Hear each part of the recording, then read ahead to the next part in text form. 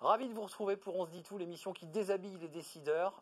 L'occasion de découvrir des femmes, des hommes, de partir à leur rencontre, de découvrir leurs passions, leurs engagements, leur destin, leurs dessins aussi. Et j'accueille Jean Aguillon. Bonjour Jean. Bonjour. Comment allez-vous? Très bien, merci. Et vous-même? Très très bien. DRH de la RATP. On se dit tout? Allez, c'est parti.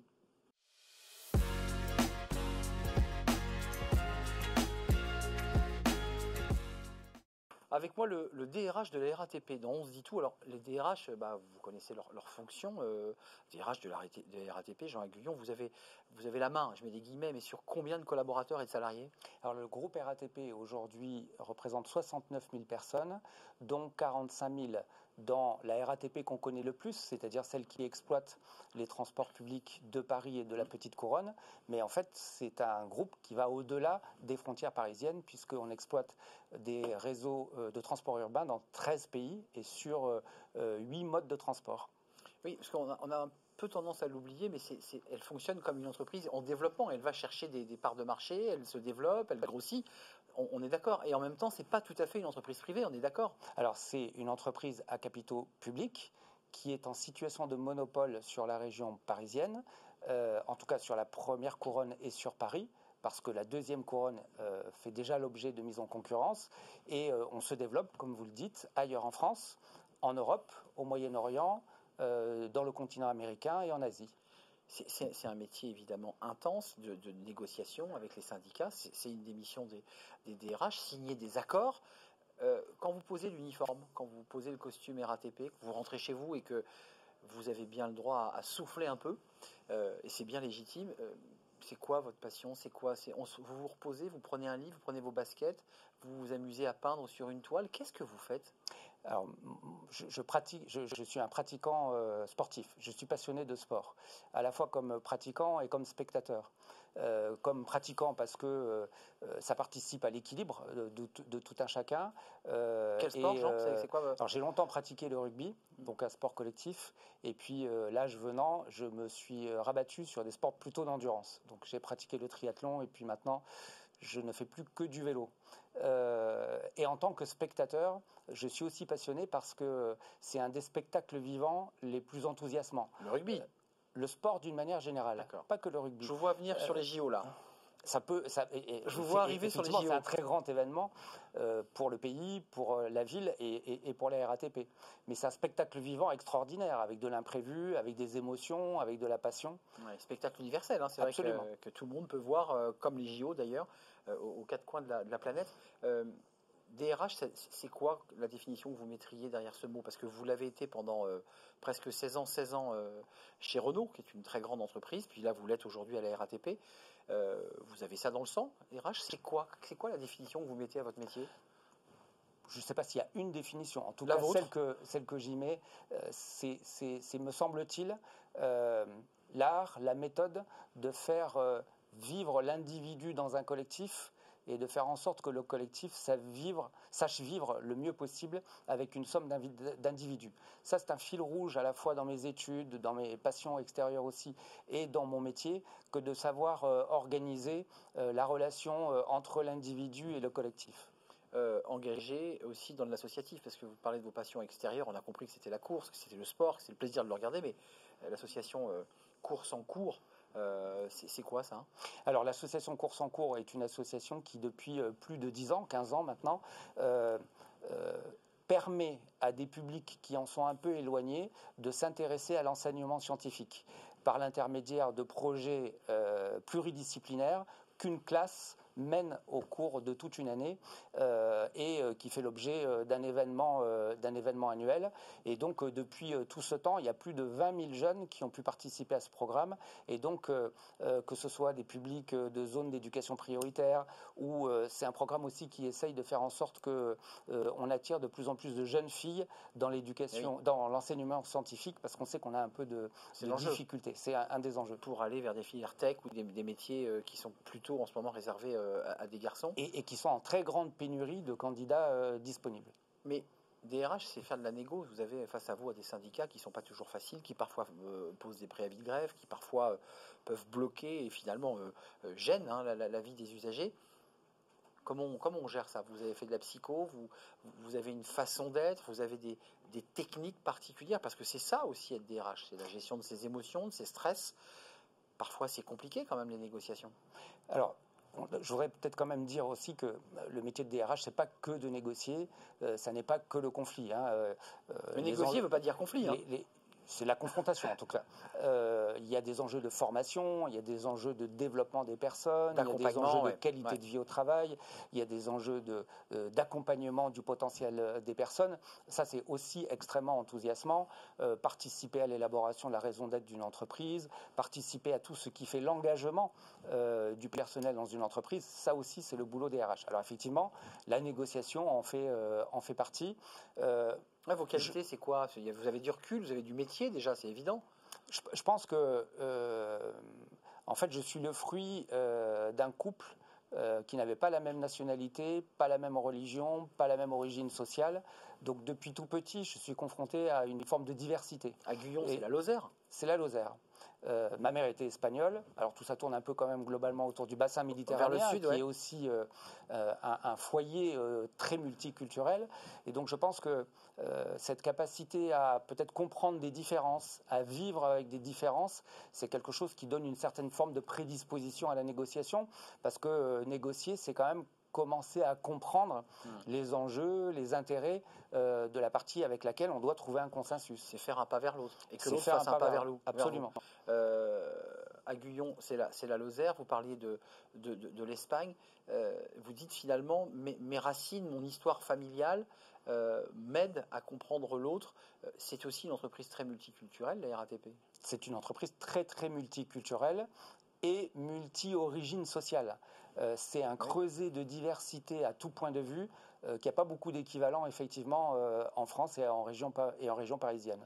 Et d'ailleurs, la vocation même de l'entreprise, au-delà de ses salariés, c'est de participer à l'inclusion, à la diversité, en rendant accessible à des personnes leur lieu de travail, en leur rendant accessible leur lieu de culture, leur lieu de loisirs.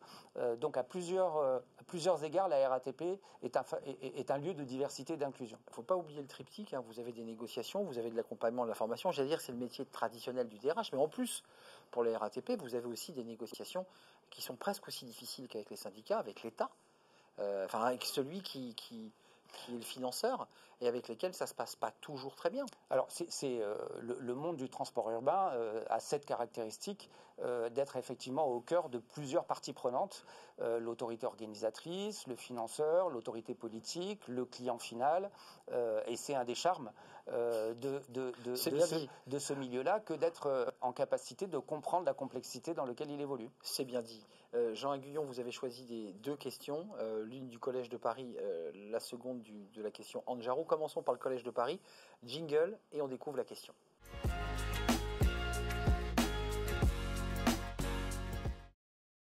Question du Collège de Paris, communauté d'école qui rend l'excellence accessible à tous. Et vous avez choisi, Jean Aguillon, l'alternance est considérée comme un complément essentiel pour une formation et finalement de pouvoir repérer des talents, c'est un outil d'ascenseur social.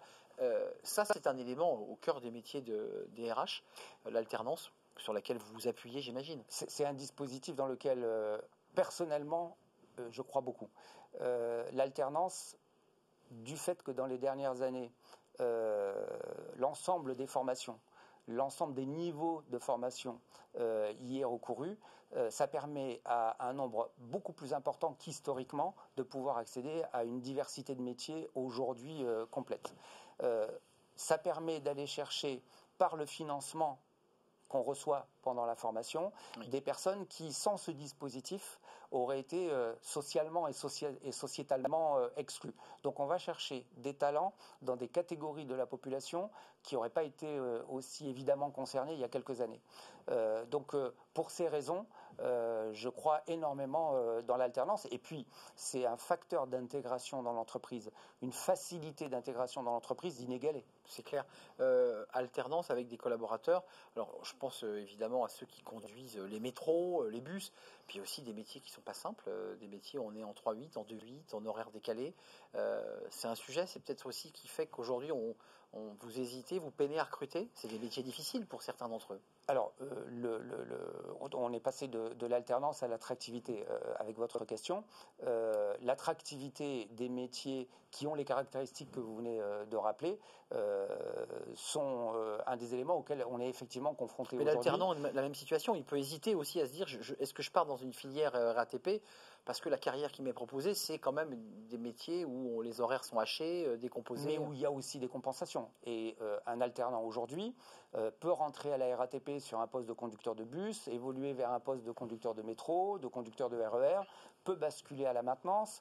Un ou une jeune alternante qui est rentrée dans le domaine RH peut ensuite évoluer dans le domaine du contrôle de gestion, vers la communication. L'intérêt d'un groupe comme la RATP, c'est qu'il offre des parcours professionnels extrêmement variés. Bien sûr. Et ça, c'est un facteur d'attractivité dont on s'aperçoit qu'il a beaucoup de succès. On peut bouger à l'intérieur de différents métiers au sein de la RATP. Absolument. Et changer même et de plus en plus, au fur et à mesure qu'on devient un groupe, non seulement on peut faire des parcours dans divers métiers, mais dans divers environnements d'exploitation. Ce que vous évoquiez tout à l'heure, parce que la RATP n'est pas qu'à Paris.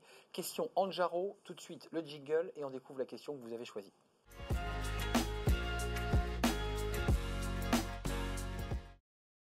La question d'Anjaro, la start-up qui vous aide à gérer de manière agile vos remplacements pour faire face à des sous-effectifs. Ça, c'est un sujet qui peut vous impacter d'ailleurs très directement. Vous avez choisi la guerre des talents. C'est quelle définition que vous donnez, vous, à la guerre des talents ? Parce que tout le monde utilise le mot talent. C'est la guerre des talents. Vous le portez, vous aussi, ce mot, vous l'utilisez ? Alors, dans la mesure où on accepte l'idée que, quel que soit le métier dans lequel on peut exercer son activité, oui. Est un domaine dans lequel je peux exercer mon talent. Oui, on sait que la France est aujourd'hui un pays dans lequel on a plus d'offres d'emploi disponibles que de candidats sur ces offres. Donc oui, aujourd'hui en France, toutes les entreprises, dans beaucoup de métiers, ont plus de difficultés qu'il y a quelques mois ou quelques années à recruter. C'est votre cas ? Ça peut être notre cas sur quelques métiers pénuriques en France, parce que les filières de formation initiale ont été stoppées il y a quelques années, et le temps qu'elles se remettent en place, finalement le temps d'écoulement fait qu'on ne dispose pas encore des personnes formées, par exemple. Vous avez la dernière question, elle est importante, celle-ci, elle est sensible et stratégique, c'est la question de l'hémicycle, l'occasion pour vous bien d'interpeller. Alors c'est complexe, vous allez rester prudent, les pouvoirs publics, le gouvernement, ou peut-être une interpellation plus générale. C'est la question de l'hémicycle.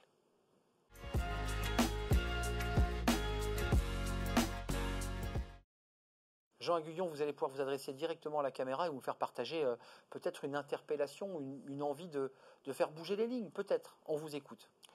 Je pense qu'aujourd'hui, la société a besoin d'avoir un cadre dans lequel on peut organiser de façon saine, de façon positive, les nécessaires confrontations qu'il peut y avoir dans une société. Donc, moi, je pense qu'on a plus besoin d'organiser un cadre où les confrontations peuvent déboucher sur des solutions pratiques que d'avoir un cadre qui produit des normes dont on a finalement un peu moins besoin que par le passé. Je pense qu'on a intérêt aujourd'hui à passer, on va dire, d'une action publique qui produit de la norme à une action publique qui produit de la confrontation afin d'avoir un peu plus de consensus qu'aujourd'hui. Confrontation saine. Confrontation saine, positive. Merci Jean Aguillon d'être venu nous rendre visite. Merci de votre accueil. DRH de la RATP. Rappelez-nous le nombre de collaborateurs. 69 000 dans le groupe. Dans le groupe, et pas qu'à Paris, précisons-le. Merci de nous avoir rendu visite. C'est un vrai plaisir de partager ce moment avec vous. L'émission est terminée. Merci à vous. Merci pour votre fidélité. Merci pour vos messages. Je vous dis à très très très bientôt pour de nouvelles aventures. Bye bye.